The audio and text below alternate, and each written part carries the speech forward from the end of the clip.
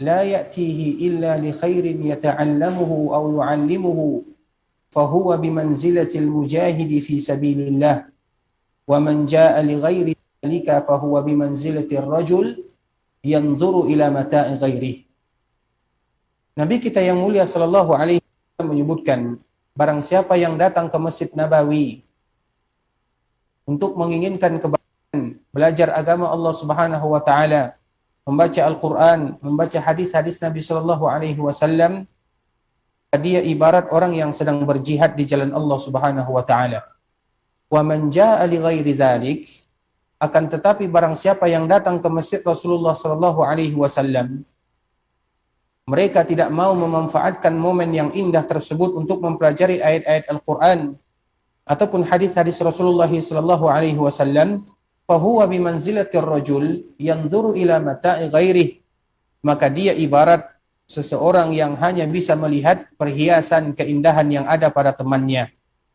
Oleh karenanya kita berusaha maksimal mungkin untuk memanfaatkan keberadaan kita di Masjid Rasulullah sallallahu alaihi wasallam untuk menimba ilmu, baik itu membaca Al-Quran, membaca hadis Nabi sallallahu alaihi wasallam, ataupun dengan kita tahsin, belajar memperbaiki bacaan Al-Quran dan yang semisalnya.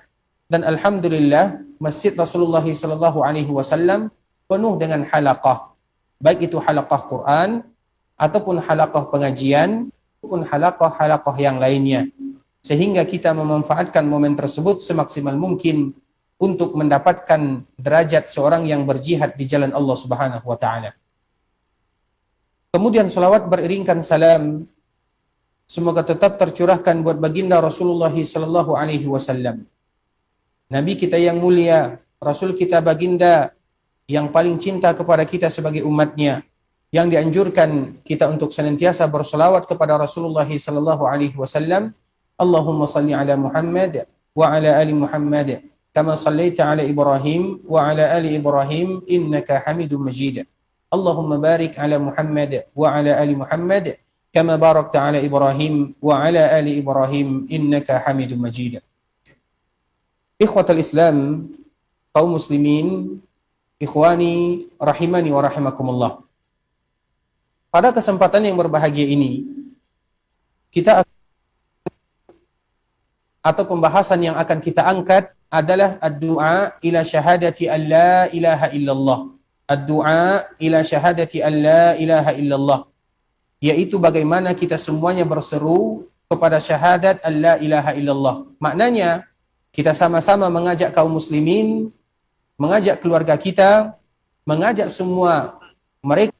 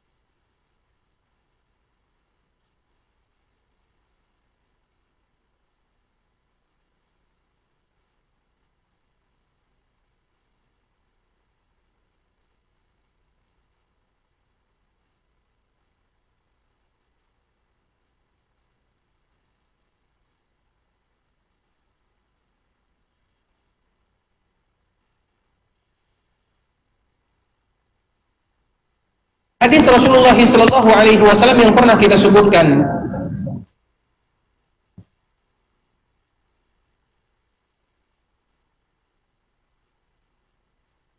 kemudian mereka tidak melakukan kesyirikan kepadaku, kemudian mereka minta ampun kepadaku, la ataituha, maka aku akan datang kepada mereka dan juga memberikan mereka ampunan seluas-luasnya. Tentunya ini merupakan kemuliaan yang harus kita sampaikan kepada masyarakat kaum muslimin. Kita ingin mengetahui bagaimana la ilaha illallah. Kita tahu rukunnya, kita tahu syaratnya. Rukun la ilaha illallah adalah an-nafi wal isbat. Kita menafikan semua sesembahan. Kemudian al-isbat. Kemudian kita hanya menetapkan sesembahan kepada Allah Subhanahu wa taala. Kemudian la ilaha illallah juga ada syaratnya. Ilmun, yaqinun, ikhlasun, sidqun, mahabbatun, al-qabul, wal-inqiyad. Kita harus tahu tentang la ilaha illallah. Kita harus berilmu tentangnya. Kita harus yakin, kita harus ikhlas, kita harus cinta, kita harus jujur, kita harus menerima, dan kita harus tunduk dan patuh terhadap semua konsekuensi la ilaha illallah. Kita tahu keutamaannya, kita mengetahui bagaimana fadilah yang disebutkan baginda yang mulia sallallahu alaihi wasallam. Sehingga kita tidak ingin hanya kita yang mengetahui, maka itulah disebut dengan dakwah. Dan kita melihat Nabi sallallahu alaihi wasallam, ad'u ila Allah ala basiratin ana wa man ittaba'ani. Rasulullah sallallahu alaihi wasallam senantiasa mengajak manusia, dan bahkan ini merupakan tugas yang mulia untuk baginda yang mulia sallallahu alaihi wasallam, yaitu berdakwah kepada Allah Subhanahu wa taala. Nah, kita melihat kalau seandainya kita mempelajari sejarah Rasulullah sallallahu alaihi wasallam, bagaimana Nabi sallallahu alaihi wasallam berdakwah, bagaimana Nabi sallallahu alaihi wasallam mengajak kepada kalimat tauhid ketika Rasulullah sallallahu alaihi wasallam diberikan wahyu oleh Allah Subhanahu wa taala ketika berada di Gua Hira, maka disitulah Rasulullah sallallahu alaihi wasallam pertama kali memulai dakwahnya. Rasulullah sallallahu alaihi wasallam berdakwah kepada saudara-saudaranya, kepada keluarganya. Sehingga masuk Islam yang pertama adalah ibunda kita Khadijah dari kalangan wanita. Kemudian Ali bin Abi Thalib dari kalangan anak-anak. Kemudian Zaid bin Harithah dari kalangan mereka yang pernah menjadi atau yang berada di dalam perbudakan. Kemudian Abu Bakar As-Siddiq radhiyallahu taala anhu dari kalangan laki-laki dewasa. Nabi sallallahu alaihi wasallam memulai dakwahnya dari keluarganya, dari sahabatnya, dari orang-orang yang Nabi sallallahu alaihi wasallam mencintai mereka. Kita mengetahui Nabi sallallahu alaihi wasallam pertama kali adalah seorang pedagang. Mulai umur 9 tahun, Nabi sallallahu alaihi wasallam sudah belajar berdagang bersama pamannya. Kemudian ketika Nabi menikah, Nabi juga berdagang, yaitu menjalankan perdagangan ibunda kita Khadijah. Kemudian setelah Nabi menikah, Nabi juga berdagang. Kalau bahasa kitanya, Nabi itu adalah orang yang kaya. Dan Nabi adalah seorang pedagang. Dan pekerjaan yang paling mulia adalah pekerjaan Nabi sallallahu alaihi wasallam, yaitu menjadi seorang pedagang, namun harus jujur dan bertakwa kepada Allah Subhanahu wa taala. Kemudian ketika Allah Subhanahu wa taala mengutus Nabi sallallahu alaihi wasallam, menjadi seorang nabi dan menjadi seorang rasul, maka Nabi betul-betul menyumbangkan seluruhnya, hartanya, tenaganya, pemikirannya, kekuatannya untuk berdakwah di jalan Allah Subhanahu wa taala. Dan dakwah itu adalah sesuatu keharusan, namun ala basirah. Namun kita harus mengingat bahwa dakwah itu harus dengan ilmu. Maknanya apa? Ketika kita memiliki ilmu tentang sesuatu, maka boleh kita dakwahkan sesuai dengan ilmu yang kita punya dan yang kita miliki. Ala basiratin ana wa man ittaba'ani. Rasulullah sallallahu alaihi wasallam berdakwah, dan mereka-mereka yang mengambil warisan Nabi sallallahu alaihi wasallam juga berdakwah. Namun di antara salah satu syarat dakwah itu adalah ala basirah. Kita harus punya ilmu terhadap apa yang kita dakwahkan. Kita ulang lagi, kita harus berilmu terhadap apa yang kita dakwahkan. Kemudian sekarang kita akan bacakan hadis Rasulullah sallallahu alaihi wasallam.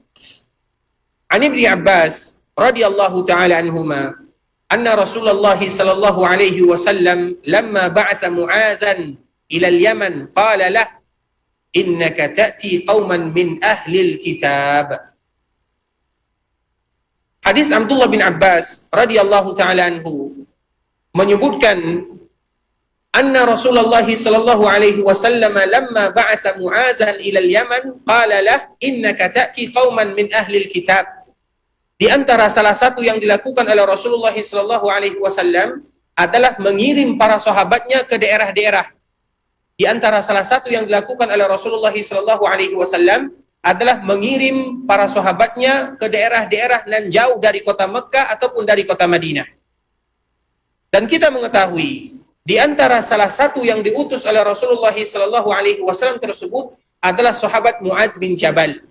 Mu'adz ini adalah sahabat yang mulia, sahabat Nabi yang mulia sallallahu alaihi wasallam yang memiliki keutamaan yang sangat besar. Dan Mu'adz ini adalah seorang ulama di kalangan para sahabat. Karena kita tahu, para sahabat itu ada mereka yang bisa menjadi ulama, atau mereka ada yang ulama. Ada sahabat, namun mereka tidak ulama, namun mereka sahabat yang mulia sallallahu alaihi wasallam. Karena sahabat itu ada derajatnya. Ada yang paling mulia adalah tentunya adalah Abu Bakar As-Siddiq, kemudian Umar bin Khattab, kemudian Utsman bin Affan, kemudian Ali bin Abi Thalib, kemudian 10 orang yang dijamin masuk surga, kemudian mereka yang ikut dalam perang Badar, kemudian mereka yang ikut dalam perang Uhud, kemudian mereka yang ikut dalam Bai'atul Ridwan, kemudian semua para sahabat. Dan itu merupakan tingkatan dan derajat para sahabat Nabi sallallahu alaihi wasallam. Yang paling mulia pertama adalah Abu Bakar As-Siddiq radhiyallahu taala anhu. Kemudian Umar setelahnya, kemudian Utsman setelahnya, kemudian Ali setelahnya radhiyallahu taala anhum ajma'in. Kemudian al-asyra al-mubashshiruna bil jannah, mereka yang dikabarkan Nabi sallallahu alaihi wasallam pasti masuk surga.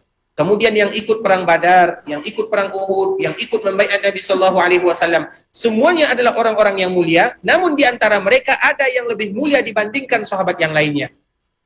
Di antara salah satunya adalah Mu'adz bin Jabal radhiyallahu taala anhu. Apa kata Rasulullah sallallahu alaihi wasallam ketika Mu'adz ini diutus ke sebuah daerah yang bernama Yaman? Pernah kita jelaskan dan kita ulang lagi. Yaman tidak mesti Yaman yang ada sekarang. Yaman tidak mesti Yaman yang ada sekarang. Kita melihat di Ka'bah Al-Musyarrafah, di sana ada 4 rukun. Ada rukun yang di sana ada Hajar Aswad.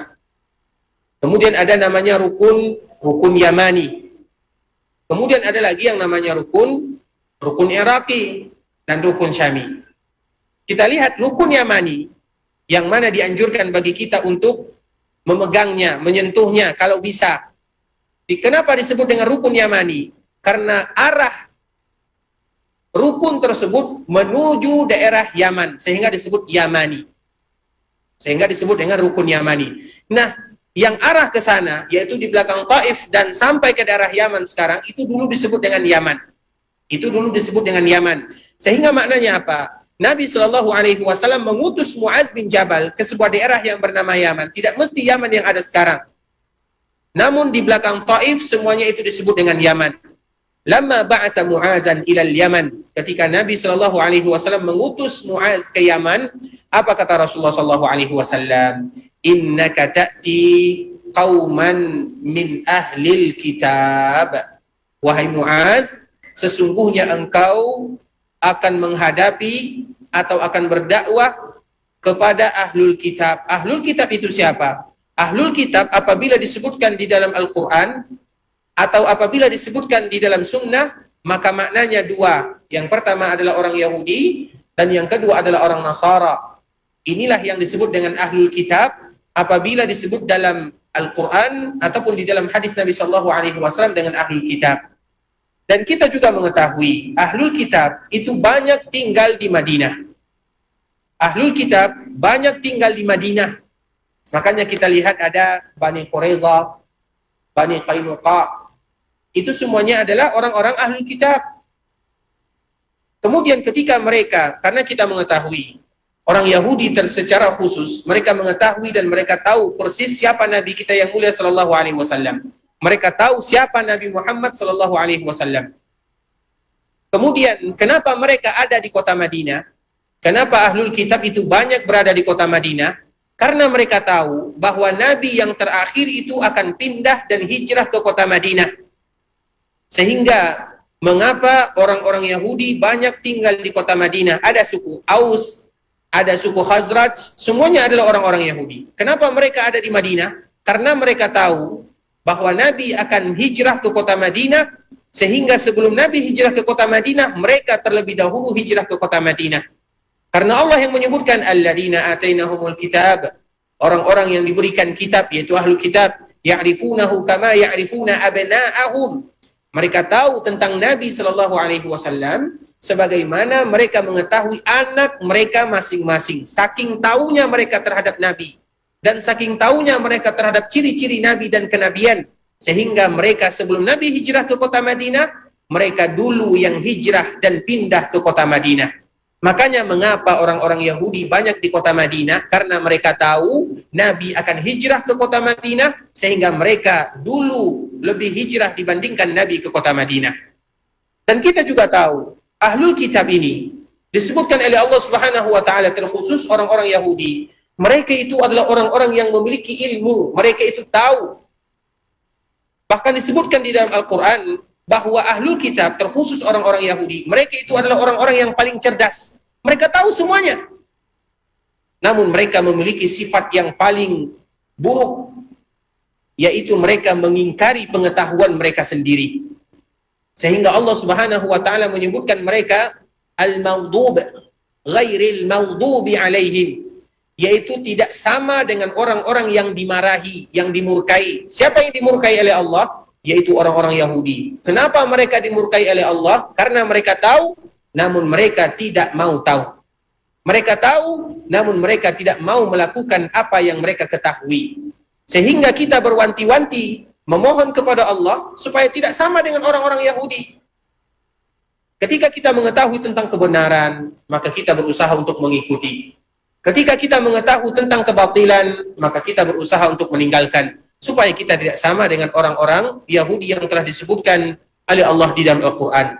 Nah, Rasulullah SAW ketika mengutus Mu'adz, innaka ta'ti qauman min ahlil kitab. Wahai Mu'adz, sesungguhnya engkau akan datang kepada suatu kaum dari kalangan ahlul kitab. Karena mereka itu orang-orang yang cerdas, orang-orang yang pintar. Makanya Nabi memerintahkan Mu'adz untuk bersiap-siap. Dan kita mengetahui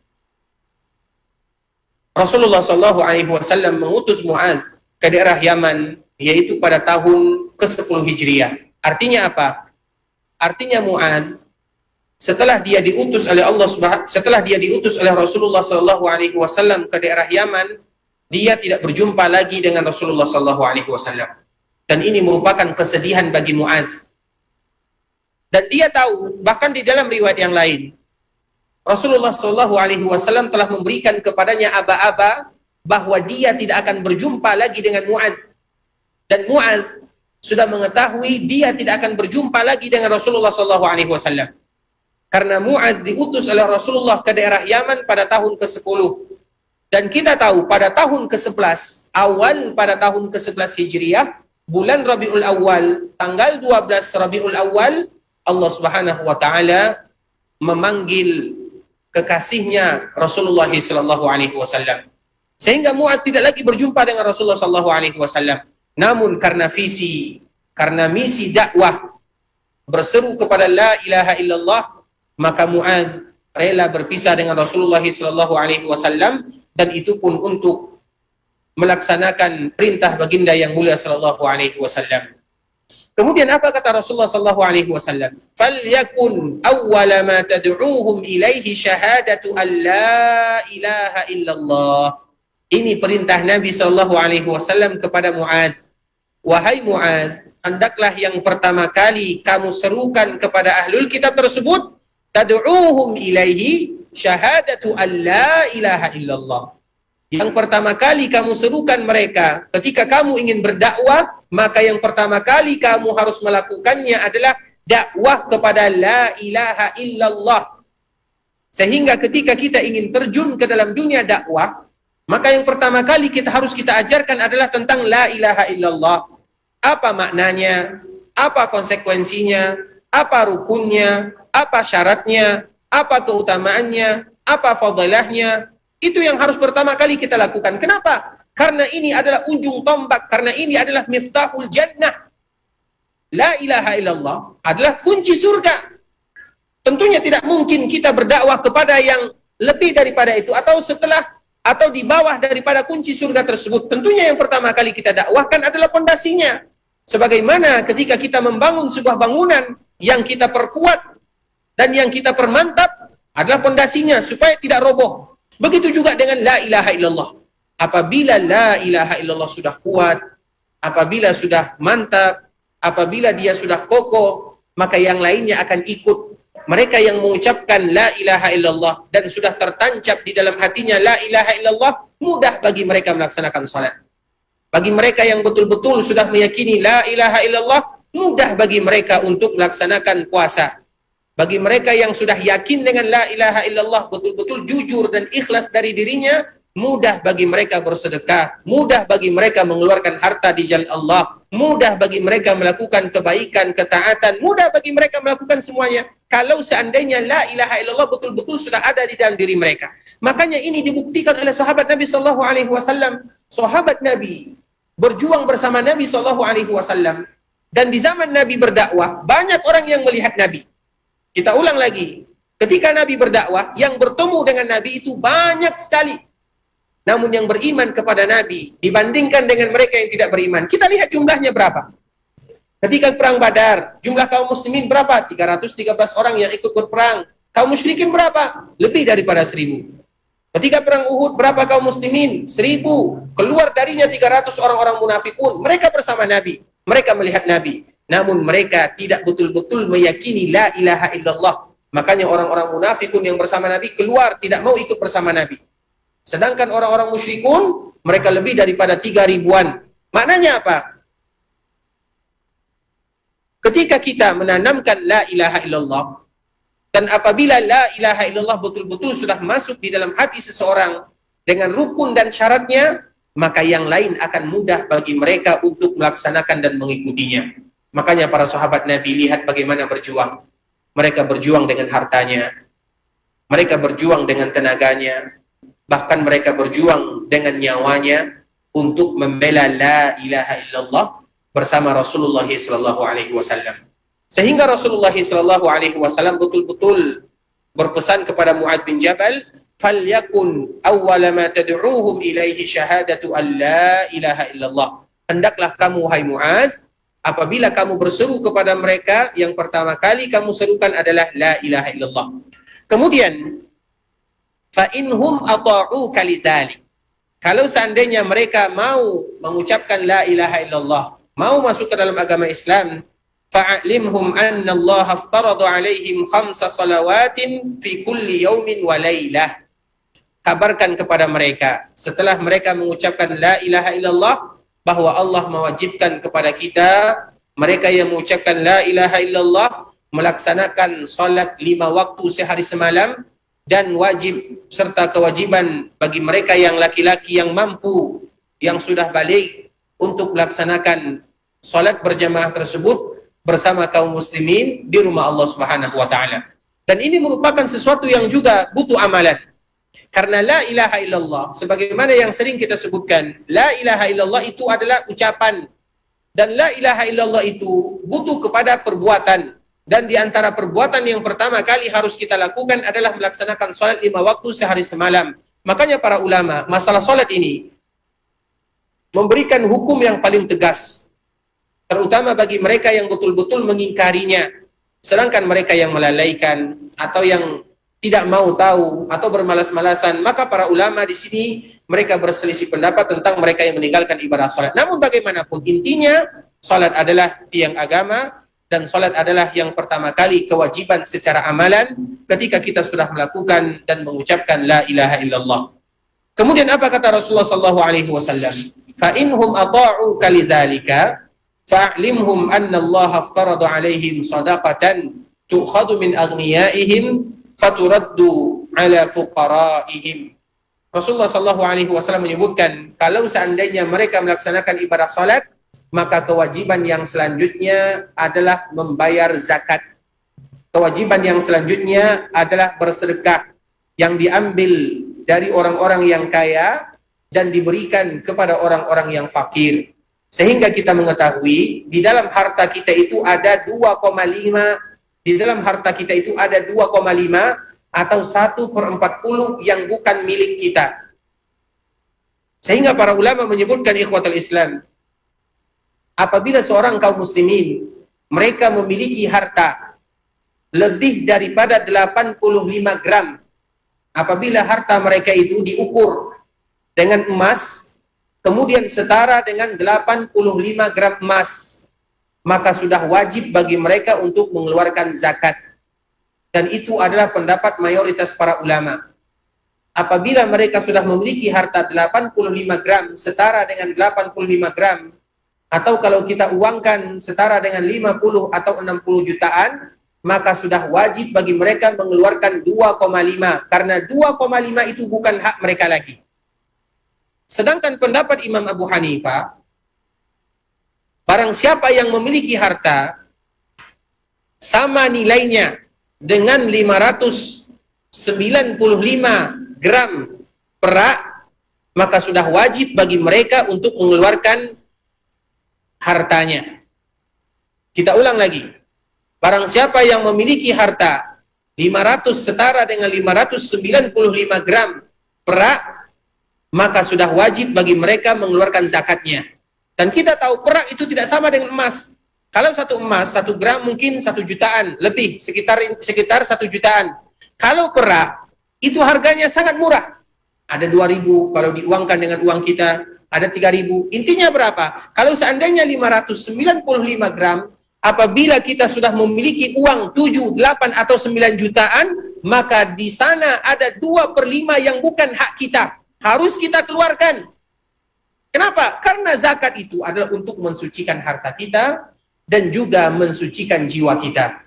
Sehingga Rasulullah SAW betul-betul berpesan kepada sahabat Mu'adz bin Jabal, tu'khadhu min aghniyaihim faturaddu ala fuqaraihim, bahwa harta itu apabila dimiliki oleh sebahagian kaum muslimin yang sudah sampai nisab dan haulnya, di sana ada 1/40 atau 2,5 yang bukan lagi milik mereka. Kemudian apa kata Rasulullah SAW? Fa inhum ata'uka lidzalika fa iyyaka wa qara'ima amwalihim.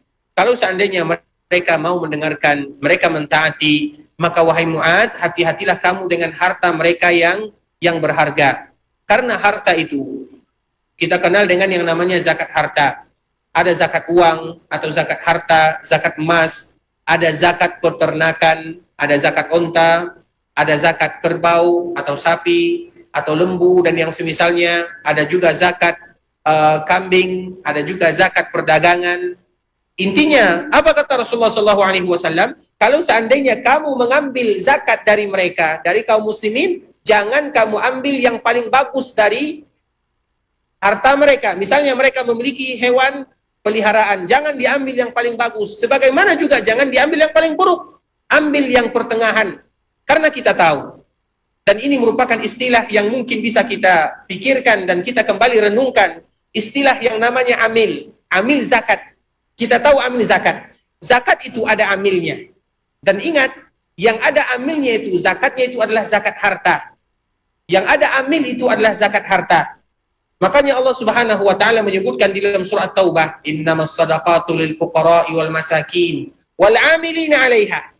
Yaitu mereka yang bekerja di sana. Ini maknanya adalah zakat harta. Yang ada amil itu adalah zakat harta. Kenapa harus ada amilnya? Karena amil itu mereka yang mencari, mereka yang datang ke rumah orang-orang yang berpunya, mereka yang datang ke rumah orang-orang yang memiliki peternakan, perkebunan, atau perdagangan, mereka yang datang. Sehingga disebut dengan amil. Kenapa mereka bisa mendapatkan upah? Karena mereka bekerja. Jadi amil itu bukan duduk di masjid, namun mereka yang datang melihat, itu secara hukum Islam. Dan amil itu khusus untuk zakat harta, bukan zakat fitrah. Kenapa demikian? Karena berbeda antara zakat fitrah dengan zakat harta. Dalam zakat fitrah tidak ada istilah amil, karena dalam zakat fitrah berbeda hukumnya dengan zakat harta. Namanya saja sudah berbeda, begitu juga berbeda hukumnya. Sehingga kata-kata amil itu lebih identik dengan mereka yang ingin menunaikan zakat harta. Karena di dalam amil ini mereka susah, dan amil itu bukan sembarangan. Orang yang harus paham fikih berapa yang harus mereka ambil, berapa yang mereka harus keluarkan, bagaimana cara hitung-hitungnya, sehingga amil ini berhak untuk menerima zakat. Kenapa? Karena mereka sudah mengeluarkan pemikirannya, tenaganya, untuk mengumpulkan harta dari kaum muslimin. Makanya disebut dengan amil. Makanya Rasulullah berpesan kepada sahabat Mu'adz bin Jamal, karena dia juga statusnya sebagai amil. Apa kata Rasulullah? Fa'iyyaka wa qara'ima amwalihim. Wahai Mu'adz, kalau seandainya mereka hendak menunaikan zakat, maka jangan ambil harta mereka yang paling berharga, terutama hewan ternak. Misalnya ada unta, ada kambing, ada kerbau, ada sapi, dan yang semisalnya. Jangan yang terlalu bagus, jangan juga yang terlalu jelek, yang pertengahan. Karena yang terlalu bagus akan menyakiti pemiliknya, yang terlalu buruk akan menzalimi orang fakir dan miskin, sehingga yang ada pertengahannya. Kemudian apa kata Rasulullah kepada Mu'adz? Wattaqi da'watal mazlum. Wahai Mu'adz, hendaklah kamu takut terhadap doanya orang-orang yang terzalimi, terutama amil yang tadi telah kita sebutkan, atau pendakwah secara umum. Jangan pernah menzalimi, terutama bagian amil ini. Kenapa disebutkan oleh Rasulullah wattaqi da'watal mazlum? Karena hati-hati masalah harta kaum muslimin. Fa innahu laisa bainaha wa bainallahi hijab. Karena orang yang terzalimi, apabila dia berdoa kepada Allah, tidak ada penghalang antara dia dengan Allah Subhanahu wa taala. Bahkan disebutkan oleh para ulama, orang kafir pun, mereka yang tidak beriman kepada Allah, kalau mereka terzalimi, kemudian mereka berdoa, maka akan dikabulkan oleh Allah Subhanahu wa taala. Dan itu adalah bentuk keadilan Allah Subhanahu wa taala. Bentuk keadilan Allah Subhanahu wa taala, karena Allah haramkan kezaliman terhadap dirinya. Makanya Allah menyebutkan di dalam surah Ibrahim, la tahsabannallaha ghafilan amma ya'maluz zalimun. Kalian jangan pernah mengira Allah itu lalai terhadap apa yang dilakukan oleh orang-orang yang zalim. Hanya saja Allah mengundurkan dan mengulurkan waktu mereka, karena kezaliman itu adalah sesuatu yang fatal, dan Allah haramkan kezaliman untuk dirinya, sebagaimana Allah juga mengharamkan kezaliman untuk hamba-hambanya. Ikhwatul Islam, saudara kaum muslimin, dari hadis ini, dan ini merupakan hadis Mu'adz bin Jabal radhiyallahu taala anhu, jelaslah bagi kita bahwa bagaimana Rasulullah SAW mengutus para sahabatnya, dan setiap kali Nabi mengutus para sahabatnya, yang pertama kali Nabi SAW anjurkan mereka adalah mengajak kepada la ilaha illallah, tauhid yang pertama, akidah yang pertama. Makanya kita lihat ketika perjanjian Hudaybiyah, kita tahu perjanjian Hudaybiyah yang terjadi pada tahun ke-6 Hijriah, yaitu perjanjian antara Nabi dengan orang-orang Quraisy setelah terjadi perang Khandaq. Kita tahu perang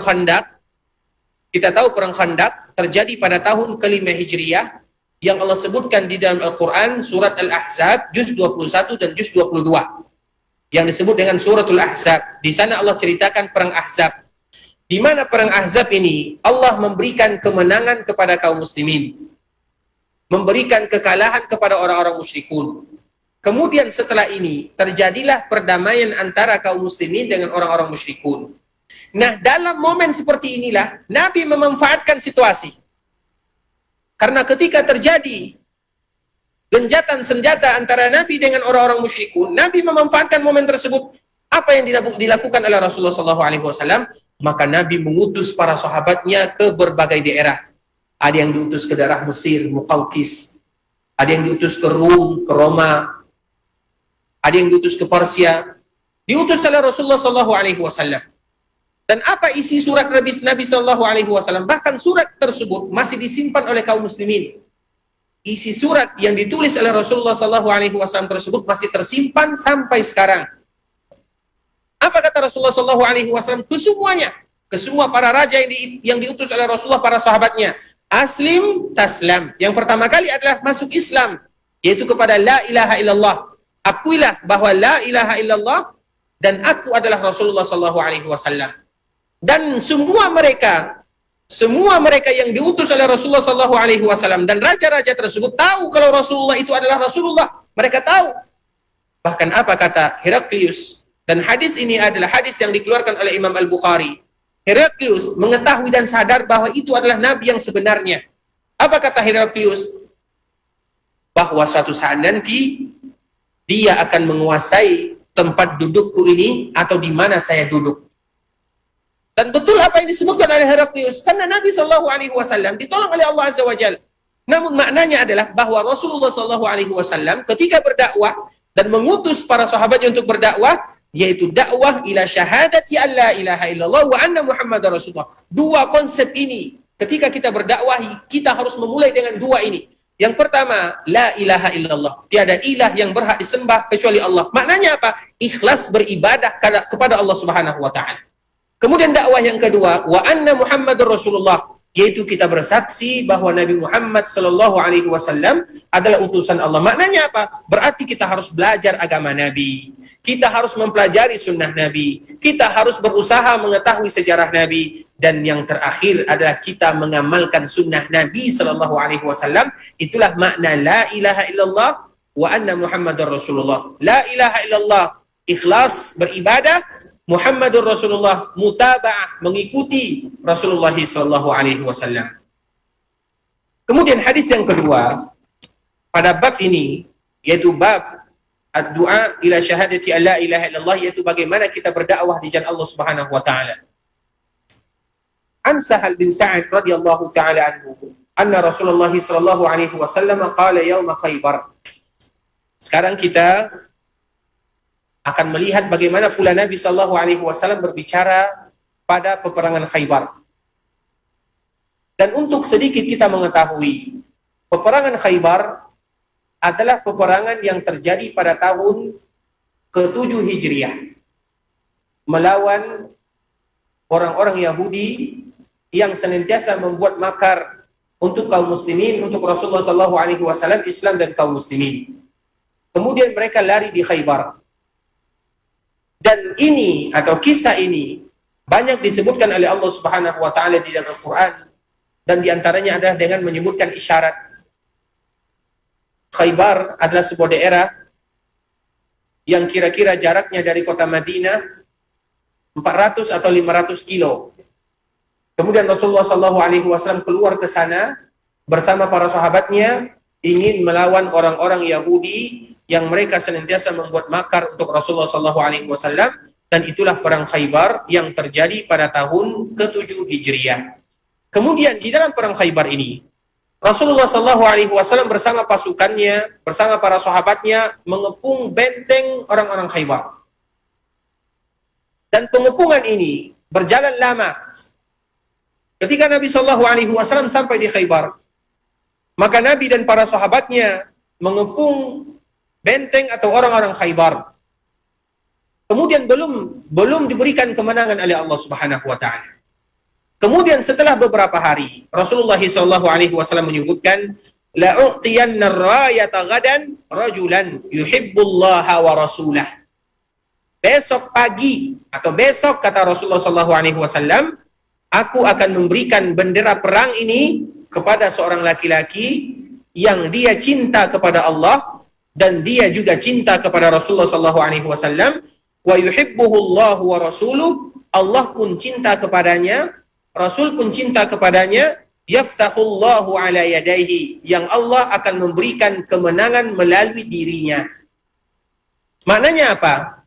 Ketika sudah lama terjadi pengepungan dan Allah belum memberikan kemenangan kepada kaum muslimin, maka tahu-tahu Nabi sallallahu alaihi wasallam mengatakan, la u'tiyanna ar-rayata ghadan.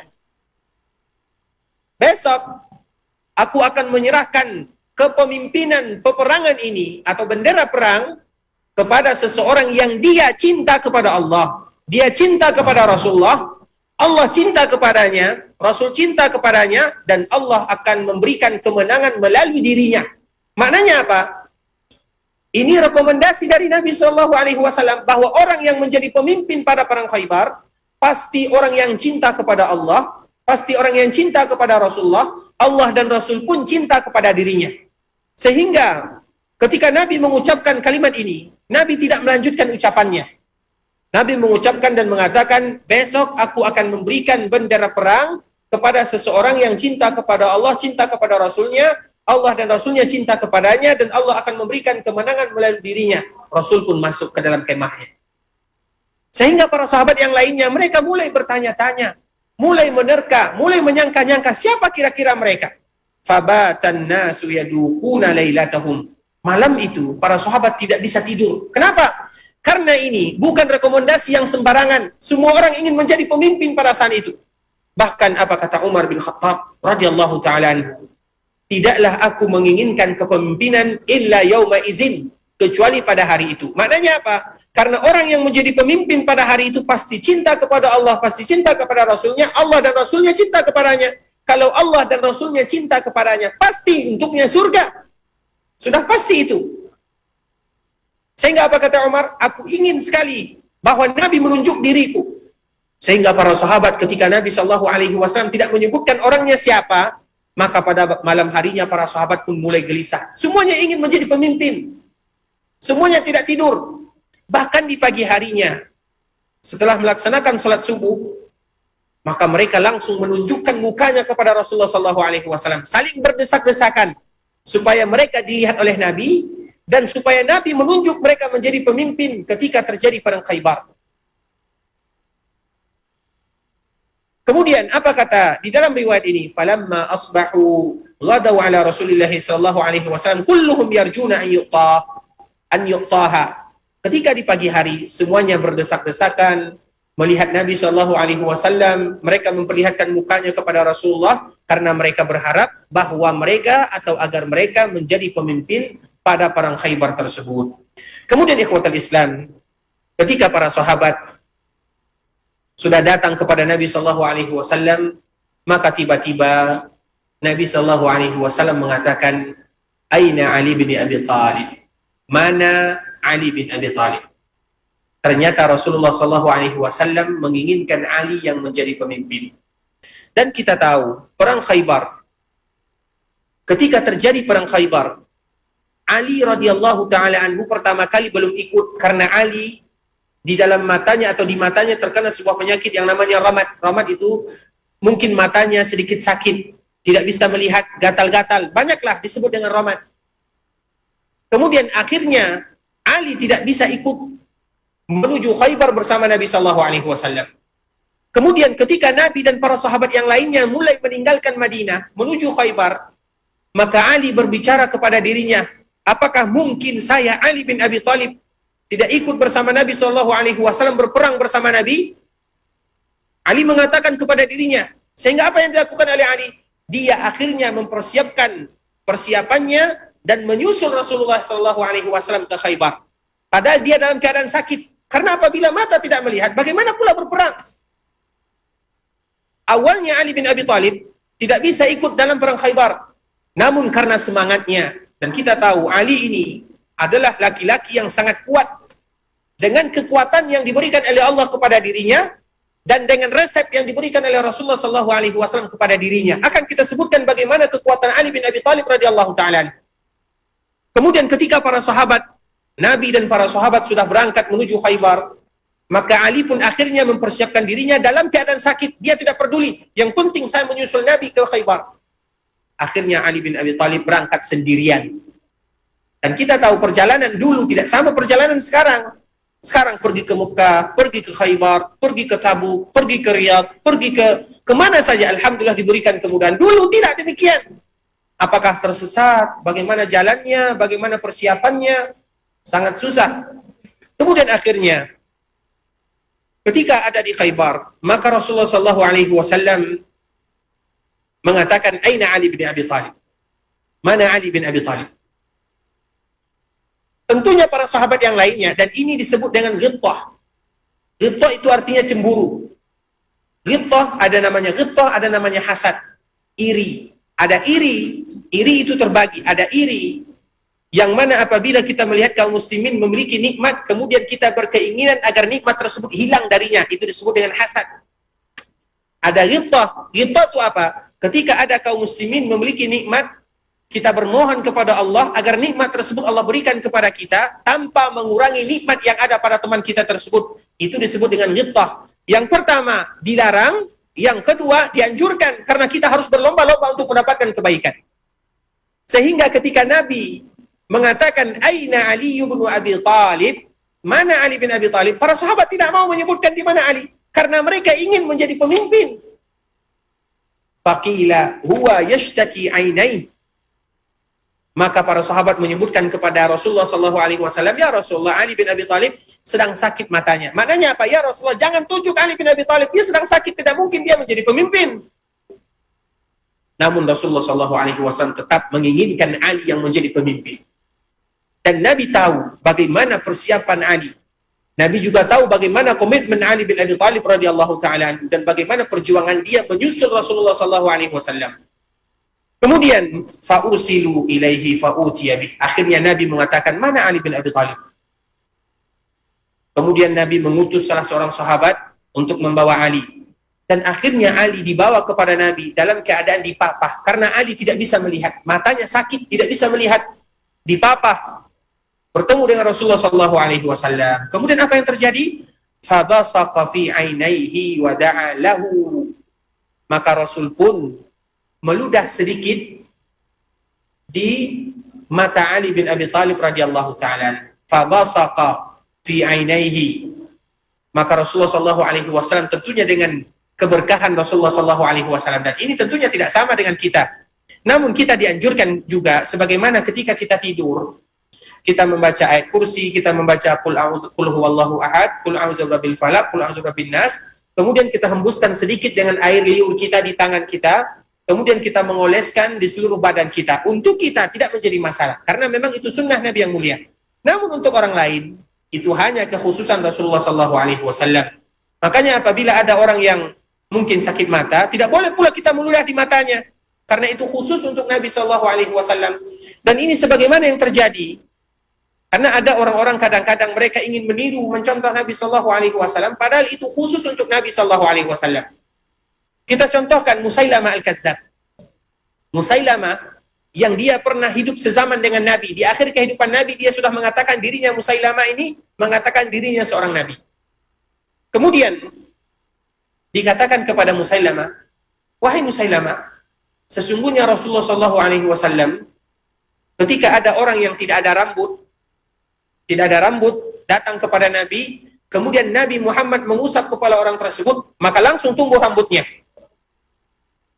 Tentunya Musailamah, dia merasa terkalahkan oleh Rasulullah SAW. Maka dia pun ingin melakukan sebagaimana yang dilakukan Nabi. Coba datangkan mana ada anak yang tidak ada rambutnya. Didatangkan anak yang tidak ada rambut. Ada rambut sedikit.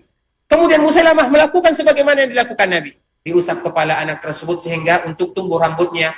Namun apa yang terjadi? Jangankan rambutnya tumbuh rambut yang ada hilang semuanya.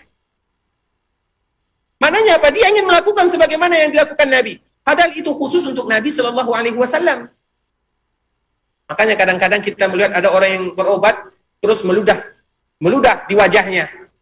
Dari mana ini datangnya? Itu khusus untuk Nabi yang mulia SAW. Sebagaimana Nabi ludah, yaitu ludah yang sedikit saja di mata Ali bin Abi Thalib dengan izin Allah Subhanahu wa taala, kemudian dengan doa Nabi SAW, fabara'a ka'allam yakun bihi waja'un. Maka langsung seketika mata Ali bin Abi Thalib radhiyallahu taala anhu sembuh, seolah-olah tidak pernah terkena penyakit ramat tersebut. Bahkan Ali mengatakan, setelah Rasulullah SAW meludah di mukaku atau di mataku, semenjak itu pula lah saya tidak pernah lagi mendapatkan sakit atau mata sakit sampai saya meninggal, sebagaimana juga saya tidak pernah mendapatkan rasa pusing karena keberkahan Rasulullah SAW. Sehingga ketika Ali sudah sehat, apa kata Rasulullah SAW? Fa'atahur rayah. Maka Nabi memberikan bendera kepemimpinan kepada Ali bin Abi Thalib. Faqala umfudh ala rislika hatta tanzila bisahatihim thumma ad'uhum ilal Islam. Kemudian apa kata Rasulullah? Pergilah, berangkatlah wahai Ali. Kemudian dakwahi mereka. Pergi kamu ke Khaybar, ajak mereka masuk Islam.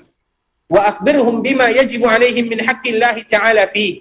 Kabarkan kepada mereka apa hak Allah Subhanahu wa taala yang harus mereka tunaikan. Dan kita tahu Khaybar itu berperang khusus melawan orang-orang Yahudi yang mereka tahu siapa Allah, mereka tahu siapa Rasulullah.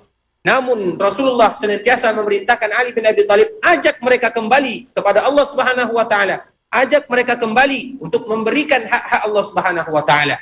Akhirnya orang-orang Yahudi mereka tidak mau, maka terjadilah peperangan di sana. Dan kita tahu sebagaimana tadi yang kita sebutkan, Ali bin Abi Thalib radhiyallahu taala anhu merupakan sahabat yang paling kuat. Padahal Ali itu sifatnya, dia tidak tinggi. Ali tidak setinggi sahabat yang lainnya. Namun Ali sedikit gemuk, dia tidak tinggi, namun sedikit gemuk dibandingkan sahabat-sahabat yang lainnya. Kemudian pernah suatu ketika, dan ini adalah rahasia di mana letak kekuatan Ali bin Abi Thalib, yang ini juga sunnah Nabi kepada kita bersama. Suatu ketika, Fatimah radhiyallahu ta'ala anha, putri Nabi yang tercinta, datang ke rumah Aisyah untuk menemui ayahandanya Rasulullah SAW. Ketika dia datang ke rumah Rasulullah SAW, maka dia tidak menjumpai Nabi SAW. Karena Nabi mungkin melaksanakan visi dan misinya berdakwah, menyampaikan mau'izah dan yang semisalnya. Kemudian di malam hari, ketika Rasul pulang, maka Aisyah mengatakan, "Ya Rasulullah, tadi Fatimah datang ingin mencarimu." Maka ketika mendengarkan nama Fatimah, Rasul langsung pergi ke rumah Fatimah. Dan Fatimah ini adalah istrinya Ali bin Abi Thalib. Kemudian masuk ke rumah Fatimah. Rumah Fatimah itu tidak jauh dari rumah ibunda kita Aisyah radhiyallahu ta'ala anha, yang semuanya berada di samping kanan Masjid Raudhah. Kita tahu Raudhah itu tidak terlalu besar. Nah, di samping Raudhah, disitulah dulu, di bawah rumah Aisyah, disitulah rumah Fatimah radhiyallahu ta'ala anhumah. Kemudian, ketika Rasulullah SAW masuk, dan Ali beserta Fatimah ingin tidur, maka Nabi masuk dan duduk di antara Ali dengan Fatimah. Kemudian Fatimah mengatakan, "Ya Rasulullah, wahai ayahandaku, sesungguhnya aku lelah bekerja, aku ingin minta tolong kepadamu untuk dicarikan seorang pembantu." Apa kata Rasulullah SAW? Padahal mudah bagi Rasulullah SAW mencarikan pembantu untuk putrinya. Fatimah adalah putri yang paling dicintai Nabi SAW. Kemudian apa kata Rasulullah SAW kepada Fatimah dan Ali bin Abi Thalib? "Wahai Fatimah, wahai Ali, apabila kalian hendak tidur, maka ucapkanlah Subhanallah 33 kali, Alhamdulillah 33 kali, Allahu Akbar 33 kali." Itulah pesan Rasulullah SAW kepada Ali dengan Fatimah. Apa kata Ali radhiyallahu ta'ala anhu? "Semenjak saya mendengarkan hadis Nabi SAW tersebut, maka saya tidak pernah meninggalkan zikir ini, meninggalkan doa ini sebelum saya tidur. Kemudian semenjak saya mengucapkan dan mengamalkan amalan yang disebutkan Rasulullah SAW, maka Allah memberikan kepadaku kekuatan yang sangat kuat." Bagaimana kekuatan Ali bin Abi Thalib terjadi ketika perang Khaybar, dan semua para sahabat menyaksikan bagaimana kekuatan Ali bin Abi Thalib. Di perang Khaybar, ada salah seorang Yahudi bernama Marhab. Marhab ini orangnya besar. Ketika ada para sahabat, karena Marhab ini ingin perang tanding, dilawan oleh salah seorang sahabat. Sahabat ini gugur, syahid di jalan Allah Subhanahu wa Ta'ala. Memang kuat orangnya, terkenal dengan kekuatannya. Datang Ali, yang kecil sekali dibandingkan dengan Marhab. Mudah bagi Ali radhiyallahu ta'ala anhu mengalahkan dan menjatuhkan Marhab, sehingga para sahabatnya langsung takbir Allahu Akbar. Kemudian apa yang terjadi? Ali bin Abi Thalib pergi menuju gerbang Khaybar, pintu utama Khaybar.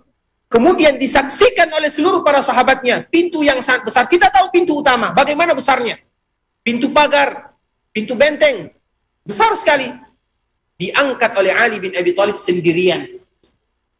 Diangkat oleh Ali bin Abi Thalib sendirian dan disaksikan oleh seluruh para sahabat. Dan inilah kekuatan Ali bin Abi Thalib. Dari mana datang kekuatannya? Tentunya yang pertama adalah karena iman.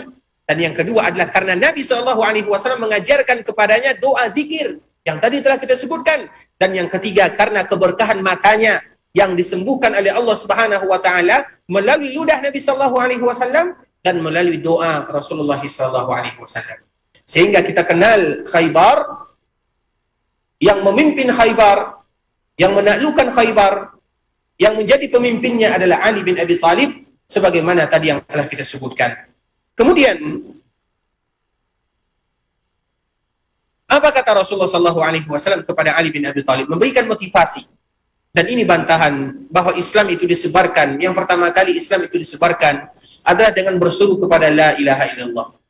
Makanya Rasulullah SAW menyebutkan wa akhbirhum bima yajibu alaihim min haqqillahi ta'ala fi.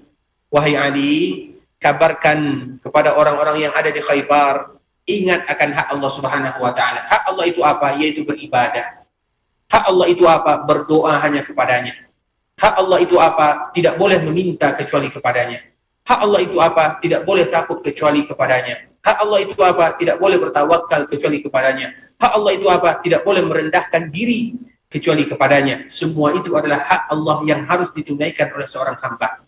Akhbirhum bima yajibu alaihim min haqqillahi ta'ala fi. Kabarkan kepada mereka kewajiban mereka kepada Allah dan hak Allah yang harus mereka tunaikan. Fawallahi, dan ini adalah di antara inti pembahasan yang kita sebutkan sekarang. Fawallahi, la an yahdiyallahu bika rajulan wahida khairul laka min humrin na'am. Rasulullah SAW menyebutkan, demi Allah, kalau seandainya kamu bisa memberikan hidayah, tentunya hidayah ini maknanya adalah hidayatul irsyad wa dilalah. Kalau seandainya kamu memberikan hidayah melalui dirimu, mendapatkan hidayah, atau ada salah seorang yang mendapatkan hidayah, khairul laka min humrin na'am, maka itu lebih baik bagimu daripada unta merah. Kita tahu dulu unta merupakan barang berharga bagi orang-orang Quraisy, bahkan sampai sekarang. Dan unta merah itu jarang adanya. Dan unta itu, apalagi unta merah, itu harganya bukan main-main. Kalau sekarang harganya sampai 1 juta. Maknanya 1 juta real. Silahkan kita kalikan berapa rupiah. Maknanya apa? Kalau seandainya kita berdakwah di jalan Allah, dan ini motivasi kepada kita bersama. Dakwah itu bisa kita lakukan semuanya. Dakwah ketika kita memiliki harta, kita berdakwah dengan harta kita.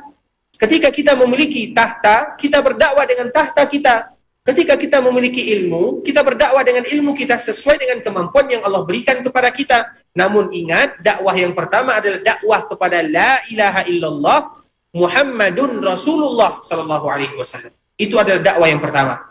Karena apabila ini sudah ditanamkan, maka yang lain akan mudah. Ini pondasi. Pondasi sudah kuat, maka yang lain akan ikut kuat. Sehingga Rasulullah sallallahu alaihi wasallam memberikan motivasi kepada Ali bin Abi Thalib secara khusus, dan kepada kita bersama secara umum bagaimana keutamaan berdakwah di jalan Allah Subhanahu wa taala. Ikhwatul Islam, saudara kaum muslimin, para jamaah rahimani wa rahimakumullah. Mungkin pembahasan kita cukupkan dulu sampai di sini, dan insyaallah akan kita sambung besok insyaallah taala. Semoga Allah Subhanahu wa taala memberikan kepada kita kesempatan, kesehatan untuk senantiasa bisa beribadah kepada Allah Subhanahu wa taala. Sebagaimana kita senantiasa bermohon kepada Allah Subhanahu wa taala agar Allah senantiasa memberikan kemudahan kepada kita, memberikan kemudahan dalam setiap urusan kita, memberikan kesembuhan kalau seandainya ada di antara kita yang sakit, memberikan kesembuhan kepada saudara-saudara kita kaum muslimin, memberikan kelapangan kepada saudara-saudara kita kaum muslimin, dan Allah Subhanahu wa taala memberikan kepada kita rezeki yang halal, rezeki yang baik, sebagaimana kita juga bermohon kepada Allah Subhanahu wa taala agar Allah Subhanahu wa taala senantiasa memberikan kepada kita istiqamah di dalam beribadah kepada Allah Subhanahu wa taala. Allahumma inna nas'aluka al-jannah wa ma qarraba ilaiha min qawlin wa amal, wa na'udzu bika minan nar wa ma qarraba ilaiha min qawlin wa amal. Allahumma inna nas'aluka al-jannah wa ma qarraba ilaiha min qawlin wa amal, wa na'udzu bika minan nar wa ma qarraba ilaiha min qawlin wa amal. Kita bermohon kepada Allah Subhanahu wa taala, ya Allah, masukkan kami ke dalam surga. Jadikan perbuatan, perkataan, keyakinan kami bisa mengantarkan kami ke dalam surga, sebagaimana kita juga berlindung kepada Allah Subhanahu wa taala agar kita dihindarkan dari neraka Allah Subhanahu wa taala. Ikhwatul Islam, kaum muslimin rahimani wa rahimakumullah, tentunya yang benar dari Allah Subhanahu wa taala, yang salah dari diri kami pribadi karena kekurangan, kebodohan, kejahilan kami, dan kami mohon maaf. Kami mengingatkan kita bersama untuk senantiasa menjaga protokol kesehatan yang telah ditentukan oleh pengurus Masjid Rasulullah SAW, dan semoga Allah senantiasa memberikan pertemuan kepada kita besok atau di lain waktunya. Kita tutup dengan membaca doa kafaratul majlis. Subhanakallahumma wa bihamdika asyhadu an la ilaha illa anta astaghfiruka wa atubu ilaik. Wa sallallahu wa sallim ala nabiyyina wa habibina Muhammadin wa ala alihi wa sahbihi wa sallama tasliman katsira. Assalamualaikum warahmatullahi wabarakatuh.